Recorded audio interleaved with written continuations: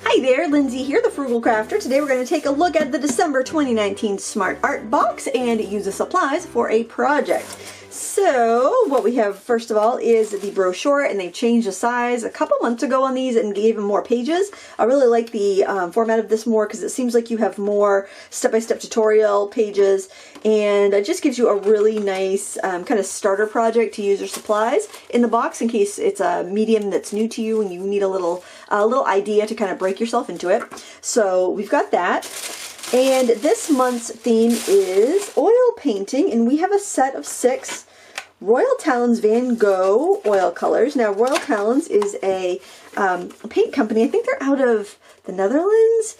They're European, and they have an artist range, and they also have a student range, and their student range is called Van Gogh, and I'm familiar with their watercolors. Their watercolors are really nice, so I'm curious to try out their oil paints. These colors look really good. Got basic primaries. We've got a green and a burnt umber and a white, so that really ought to be able to cover a lot of different things you want to paint, or you can mix to get other stuff. It's not a, it looks like there's not a cool red, but it's going to be definitely a good all-around set to get going with oil painting, I think. It comes with this travel brush washer. I don't like to use plastic with my oil paint solvents, so I'm not going to use this. I think you're better off to save this for a watercolor or water media like acrylics, something like that, or any other time you want just like a portable water bucket. I wouldn't use it with the oils just because I think, first of all, it's really big, so if you go and you pour solvent in this, you're going to waste a lot, because to get any depth in there, you're going to have to pour a lot out. So I would just get like a little baby food jar or a little jam jar and use that for your oil paint solvent. This is handy to have for watercolor or acrylics, but I wouldn't use it for this myself. We got some odorless Turpenoid here as a solvent. I haven't used Turpenoid in years. I'm going to see if it's really odorless. Oh wow, I really can't smell anything there. Huh, neat. This must be very similar to Gamsol then, I'd say. So I'm not sure if I'll use this. I have a brush washer that's always set up, so I'll probably just use that, just for, you know, so I don't waste that, because there's no point to where I already have a brush washer, and just kind of maybe save that for travel. In case like I want to take a class or something, I can just put that in my travel easel really easily. And we have a few brushes here. We have a, now, oh, here's something. When you have brushes like this is a number, well, any sort of brush really. If the bristles feel really hard, they've got a glue in them. They have a water-based sizing. What you need to do is wash them with soap and water, but before you use them with traditional oils, you need to let them dry all the way. So I probably won't be using this because I'd have to wash that out, and I want to paint today. But we've got this nice number 8 Zen. This is a faux hog brush. I love Royal line nickel brushes, so I'm glad that they sent some Royal. This is a Royal soft grip. I don't think that's a faux one. I think that's a real hog brush. I tend not to use rounds, especially larger rounds with oils that much. And we have soft grip fan blender. I do use fan blenders quite frequently, so that will be handy. This is, I'd say about an inch. What is that? The number 4. And the odd thing I've noticed, when you have hog brushes, that the sizes don't seem to match. Like a number 8 synthetic would be, like a Taklon brush would be about like 2/3 that size. It's kind of strange. I'm not sure exactly why.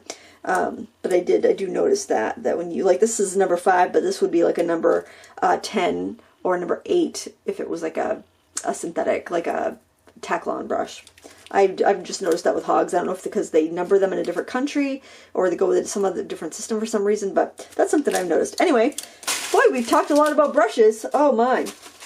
And here we have a plastic palette, just a plain plastic palette. I generally use an old glass plate or a disposable palette when I'm oil painting. And then here, this is something, oh, Smart Art sticker. They've started adding stickers to the boxes. That's kind of fun. I think they've been a different design each month too, which is interesting. You could create quite a collection. Let's open this up. I really like Hahnemühle watercolor paper, so this will be interesting. This is their oil paper, I guess. Oil with linen finish. Natural white. This is nice. Let's see. Oh, look at that. It looks like it's got kind of a, oh my gosh, you know what this is? I think it's a block. I've never seen this before. Oh, look at that. It's an oil painting block. I've never ever seen that before. That is really cool. So just like a watercolor block, you would paint on this, and then when it's all dry, you would slice off that top sheet and you'd be all set.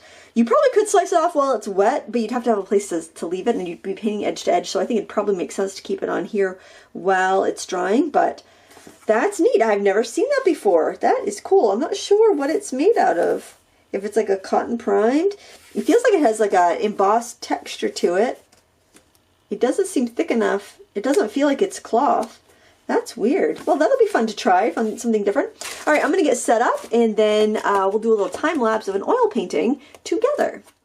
This project is pretty simple. I'm going to start off by laying out my colors on my white ceramic plate, and this is a really good selection of colors. I would put out a dab of each color and do like 3 smaller dabs of white. I always do my white in smaller individual dabs on my palette, because that way if I contaminate one dab, I can go to the next one and I'm not contaminating a whole puddle of paint. So keep that in mind as you're working. I didn't need to go in and add any more paint as I was painting. In fact, I probably could have used a little bit less of the green, but it's kind of hard to determine that when you're starting out. I usually go for, if I'm doing like an 8x10 like this, I will do about a pea-sized daub of each of the main colors, and then do like 3 lentil-sized dabs of white. That way I've got pure color to go into. I'm sketching with burnt umber just to get the basic shape of the duck down, and then for the background, which is kind of like a murky pond on an overcast day, I'm using a combination of burnt umber, that phthalo green, and some ultramarine blue, and that's just giving me kind of a greenish gray murky color that hopefully will allow the duck to pop against and look real natural. I'm not adding any white in yet. I like to get the kind of murky color down first. I am adding in a little bit of the yellow too, so I can pull in a little bit of a muted yellow ochre color, and now I'm starting to add in some white once I see that the value is much darker than what I want. So I reserve my whites in a mixture until I'm really sure I need them, because white is really strong, it's opaque, and it can make mud, and it can overtake the other colors you have. So something if you're a beginner to really keep in mind is just watch out for the white, because it can really overtake a picture. This is a really good beginner picture to try, so that if you're getting the Smart Art box and you've never used oils before, I think this would be a really nice one to try. There is a project in the Smart Art brochure you can try as well. That would be another really good one. It's just something that is that's fairly simple, so you can get kind of used to the feeling of the paints while you're working. So right now on my first layer, what I like to do is just kind of base coat stuff in. I'll do a little bit of mixing, but not a ton. I do try to keep the colors pretty pure, and there's a couple reasons for this. For one, the oils we're using are student grade, and to bring the cost down on student grade paints, there are usually some fillers and extenders so that your paint can go a little further and you can get a little more practice in. So the downside to that is that sometimes these colors can tend to make mud. I don't think you're really going to have too much of a mud problem here, just because it is a limited palette and the colors they picked are really good for mixing. But it is something to keep in mind. Even as an advanced painter, you want to keep that in mind, because sometimes you need to make those neutralized colors, but when you don't want those neutralized colors, it's mud. So basically that's what it is. A neutral is it's a neutral if you want it, it's mud if you don't. I'm just trying to get the markings here on the duck. I've used burnt umber and ultramarine blue to make my black, and that's working out really well. So there isn't a ton of fillers in these colors.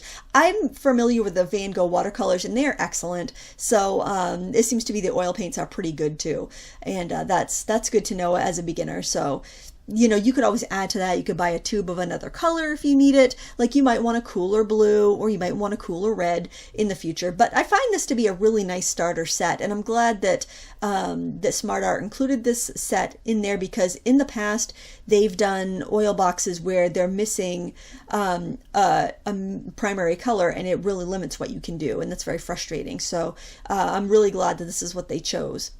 You'll notice that when you thin down your oil paints, they can be quite transparent, just like watercolors. It's generally fillers or whites added to paints to make them opaque. Some pigments are naturally more opaque, but Don't be alarmed if your paint seems a little transparent. That's completely normal. To opacify some of the brown and to lighten it, I did add a little bit of white and some yellow to give it almost like a little bit of a yellow ochre feeling to it, because there is a warmth to the chest of the duck that I would totally have used yellow ochre if I had it. But I didn't, so you just kind of have to mix some mud basically with some yellow to get that shade. I'm adding the reflections in the water while it's still wet because it's going to help incorporate it and make it look a little more natural. Just try not to fuss in it too much. Just put it in and leave it be. It can be very tempting to want to go in there and mess with your background and then just make it all uniform, and that's not what you want. You want to have those little soft reflections. It's not a really bright day. It's not a really bright clear day where you'd have, and it's not real still water, so you're not going to have a mirror. You're going to have these ripply reflections, and they're going to be soft and natural looking.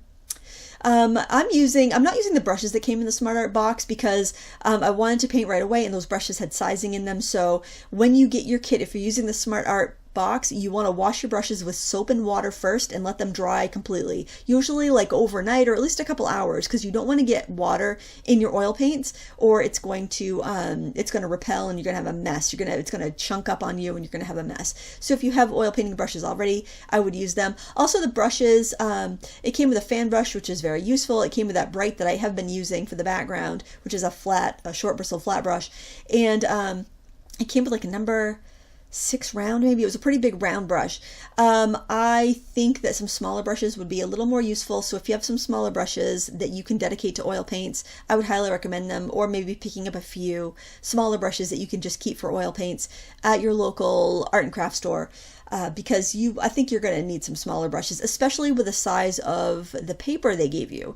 This oil paper block, there is actually several sheets there. So if you've never used a block of paper before, what you do is you do your painting, and then when it's completely dry, it'll probably take a couple weeks, you slice off that top sheet. You could probably slice it off in a week and be able to use the next sheet, but then let that dry somewhere completely before you store it or anything. I just don't want any beginners to get that and do one painting and think that's all there is. You slice that top sheet off and you got more papers. I think you got 10 sheets there, so that's 10 chances to learn and experiment and grow, and you'll probably still have some paint left over by the time you're done doing that. But I think with such a small canvas, it would really benefit you to have some smaller brushes. I kind of wish Smart Art added some smaller brushes in, because the bigger brushes aren't as useful. Generally, I'm upset that the brushes are too small in the Smart Art boxes. This time I think they're a little too big for the size substrate you have. So that would be a tip if you've got this box. But I do feel like it gave you a pretty good value. Oil paints aren't cheap, so it's nice that you have a good selection to go by and you can get a feel for it to see if you really like it before you invest any more money, because oil paints are one of those, when you buy all the colors and you buy the brushes and you buy the palette and you buy the solvent, by the time you're done, you could have quite an investment there. And if you don't like it, then it can be kind of frustrating. You can use any of your oil brushes with water-soluble oils if you decide that once you've used up your oils that you want to try water mixable, because it's, dealing with solvents is kind of stinky and a lot of people don't want to bother with it, and I can totally understand why. But you can keep your brushes and use them in the water-soluble oils. The paint's essentially the same, it's just its solvency can be done with water versus oil. So at this point, I have let that first layer dry. It's been about 3 days, and I'm going in with my final touches. Now you can kind of see how the background looks a little patchy, and that's just as your paints dry and absorb into that oil paper, you get an uneven sheen. If I've added any solvents to my paint, it's going to look more matte, and the paint on its own is going to look more glossy. So you're going to see the duck looks a little glossier. The background where I added some paint thinner in there, it's a little bit more muted and matte and just kind of patchy looking. So that's why you want to varnish. That's one of the reasons why you want to varnish a finished painting a couple months after it's done, because it gives you that uniform glossy or matte luster that you want all over the piece. Generally, when you're working with oils, as you go on and you build up layers, you're going to be adding oil to those layers because you want those top layers to dry slower so you don't get cracking or crazing on the surface. So if it was a month later and I wanted to add some details, I would add some linseed oil to my paint and I would go and add those details. Not that big of a deal, just going a couple days in between because nothing has really dried, but I'm using the paint pretty much on its own here, and That way that layer's going to dry slower than the layer underneath, and I'm not going to have any cracking issues.